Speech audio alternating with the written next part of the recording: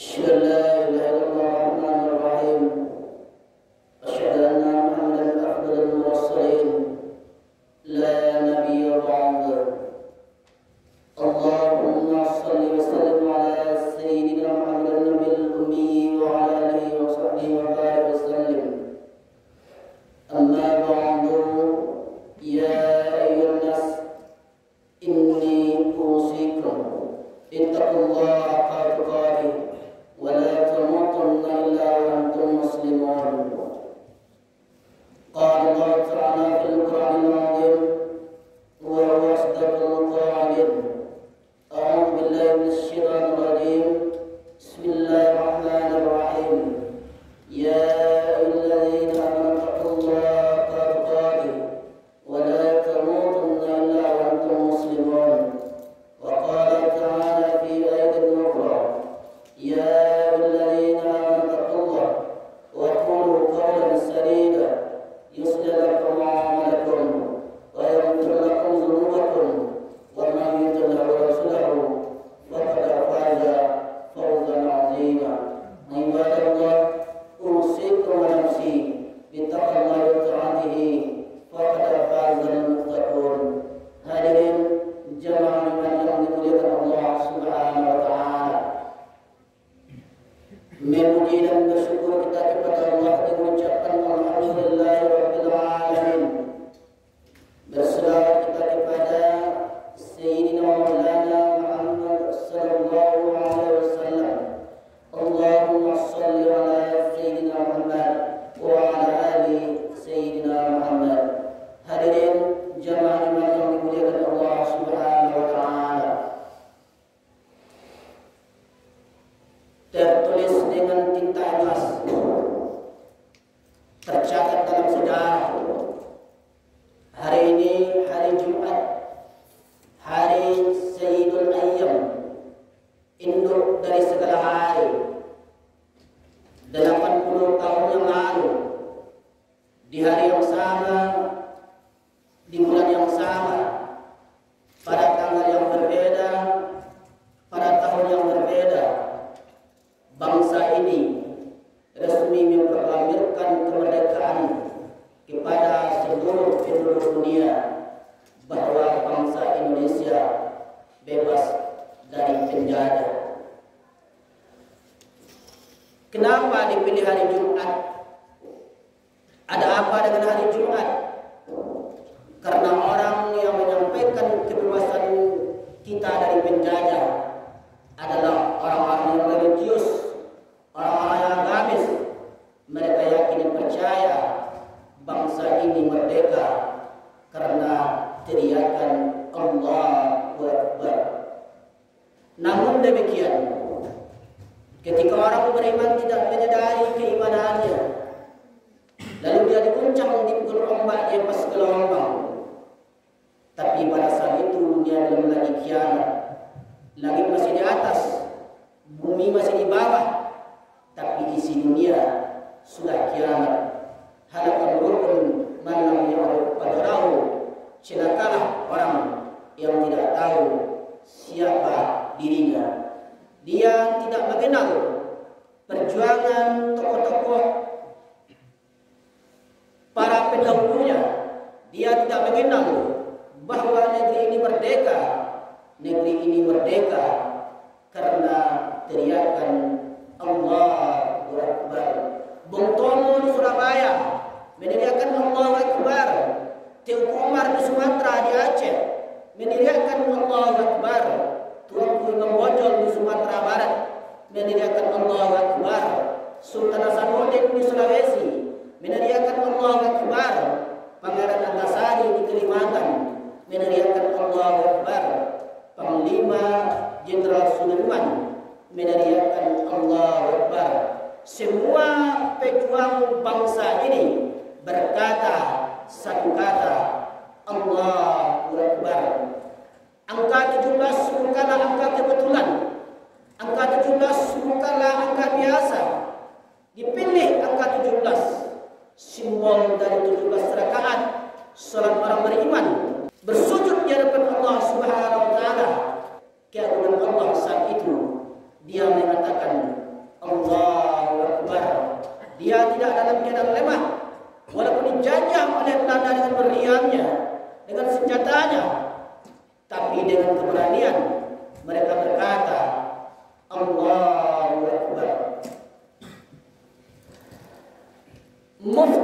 Saudi Arabia yang dipimpin oleh seorang yang bernama King Abdul Aziz. Tapi jauh sebelum itu, negeri itu belum lagi disebut negeri Saudi Arabia. Negeri itu disebut dengan negeri Hijaz yang dipimpin oleh Syarif Hussein. Para mufti Hijaz mengeluarkan fatwa bahwa orang Sumatera, Kalimantan, Sulawesi, Kerajaan Melayu yang berjihad melawan Belanda, maka dia akan mati syahid. Bila dia mati syahid, maka dia tidak akan merasakan sakratul maut, dia tidak akan merasakan sakitnya azab kubur, dia tidak akan dihisab, dan dia akan langsung masuk ke dalam surga. Hadirin jamaah Jumat yang dimuliakan Allah Subhanahu wa taala.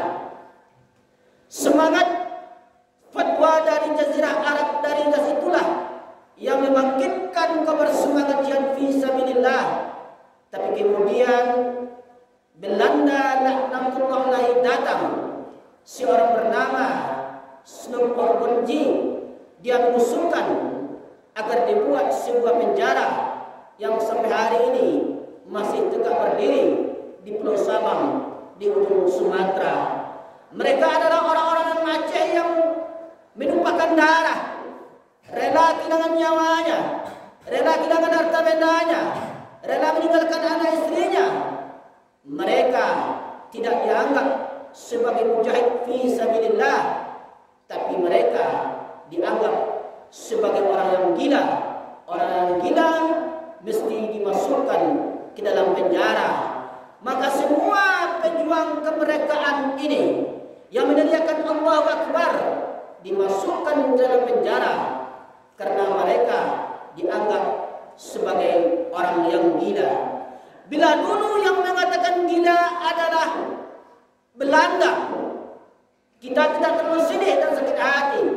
Tapi hari ini yang mengatakan gila, yang mengatakan kita gila, meneriakan Allahu Akbar adalah orang yang bahasanya sama dengan kita, warna kulitnya sama dengan kita, sukunya sama dengan kita, agamanya sama dengan kita. Maka kita mesti ingat kembali bahwa bangsa ini merdeka karena teriakan Allahu Akbar. Dr. Anus Muhammad Hatta, Sultan Syahrir, Buya Hamka, Tuanku Imam Bonjol, Haji Agus Salim, tokoh kebanggaan orang Minangkabau Sumatera Barat, dan juga tokoh pejuang bangsa lainnya, mulai dari ujung Sumatera sampai ujung Papua. Mereka memiliki peran penting dalam berbagai aspek perjuangan kemerdekaan ini, mulai dari diplomasi, politik, hingga perlawanan fisik. Maka wilayah ini menjadi saksi sejarah berbagai perlawanan sengit terhadap penjajah yang dikenal sebagai lahirnya tokoh pergerakan nasional dan pendiri bangsa ini. Bapak Wakil Presiden pertama Republik Indonesia, Bapak Koperasi pertama Indonesia adalah Dr. Anus Muhammad Hatta. Perdana Menteri pertama Indonesia adalah Sultan Syahrir. Difitnah mau membunuh presiden, mau mengganti dasar negara Republik Indonesia, mau menjual dokumen negara ke Malaysia. Akhirnya dia ditangkap, masuk penjara 4 tahun lamanya. Setelah itu lepas, rezim pun berganti. Lalu apa yang terjadi? Datang sepucuk surat berisikan pendek, bertuliskan pendek, bila aku mati kelak aku minta kesediaan angka untuk menjadi imam sholat jenazahku. Imam sholat jenazah pertama Insinyur Soekarno adalah Buya Hamka.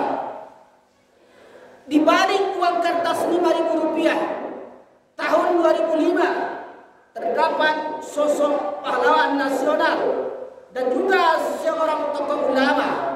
Beliau adalah Tuanku Imam Bonjol, tokoh diplomat dan juga seorang ulama yang dikenal menguasai 14 bahasa. Beliau adalah Haji Agus Salim. Mereka semua adalah orang-orang yang religius dan agamis berdarah Minangkabau, Sumatera Barat. Hadirin jamaah Jumat yang dimuliakan Allah Subhanahu wa taala. Islam bukanlah hanya sekedar terletak di ujung lidah, di tepi bibir, bermanis kata. Maka sampai hari ini anak-anak bangsa Indonesia membacakan Pancasila, ketuhanan yang Maha Esa, dan rembol pembukaan Undang-Undang 1945 yang di dalamnya tertulis bahwa bangsa Indonesia merdeka atas berkat rahmat Allah yang Maha Kuasa. Begitulah kiranya yang menjadi api bagi para pahlawan dan pendiri bangsa ini, agar Indonesia dapat berdiri di atas kaki sendiri, merdeka dan berdaulat, dan menjadi negeri yang baldatun thayyibatun wa rabbun ghafur. Fa'tabiru ya ulil absar la'allakum turhamun.